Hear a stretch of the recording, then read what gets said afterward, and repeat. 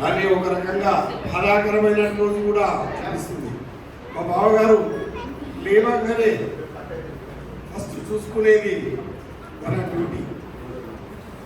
భార్యను కూడా చూసుకున్నంత గొప్పగా వారు డ్యూటీని చూసుకునేవాడు. లేవగానే ఫస్ట్ డైరీ క్యాలెండర్ చూసుకునేవాడు. నాకు ఎన్ని గంటలకు డ్యూటీ ఉంది.